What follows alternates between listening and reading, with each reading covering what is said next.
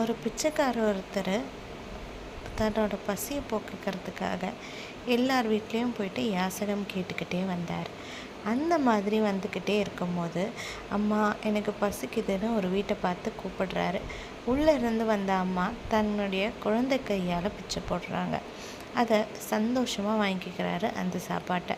அதே மாதிரி அடுத்த வீட்டில் போய் கேட்குறாரு, அம்மா பசிக்குது, ஏதாவது சாப்பிட இருந்தால் கொடுங்கன்னு.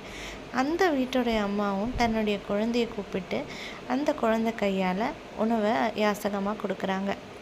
2 பேர்கிட்டையும் உணவை வாங்கிக்கிட்டு நன்றி சொல்லிட்டு அந்த பிச்சைக்காரர் போயிடுறாரு. கொஞ்ச நாள் கழித்து அந்த 2 பெண்மணிகளும் இறந்துடுறாங்க. ஆனால் ஒருத்தர், அதாவது முதல்ல யாசகம் கொடுத்தாங்க இல்லையா, அவங்க சொர்க்கத்துக்கும் 2வதாக யாசகம் கொடுத்தவங்க நரகத்துக்கும் போயிடுறாங்க.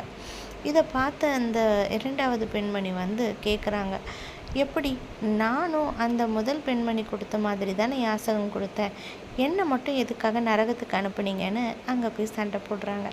அப்போ தான் அங்கே இருந்த தேவதைகள்லாம் சொல்கிறாங்க, முதல் பெண்மணி யாசகம் தன்னுடைய குழந்தை கையால் எதுக்காக கொடுத்தாங்க அப்படின்னா, அந்த புண்ணியம் அந்த குழந்தைக்கு கிடைக்கணும் அப்படிங்கிற நல்ல எண்ணத்தில் கொடுத்தாங்க.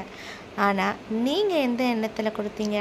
உங்கள் கையால் கொடுத்தா நிறைய கொடுக்க வேண்டி வந்துடும், இதுவே குழந்தை கையால் கொடுத்தா கொஞ்சமாக கொடுத்தாலே போதும் அப்படிங்கிற ஒரு சுயநலமான எண்ணத்தில் தான் நீங்கள் தர்மம் செஞ்சீங்க.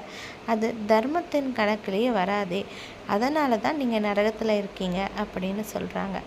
ஆமாம் நண்பர்களே, நீங்கள் தர்மம் செய்கிறீங்க அப்படின்னு சொன்னால் முழு மனதோட நீங்கள் முழு விருப்பத்தோடு செய்யணும்.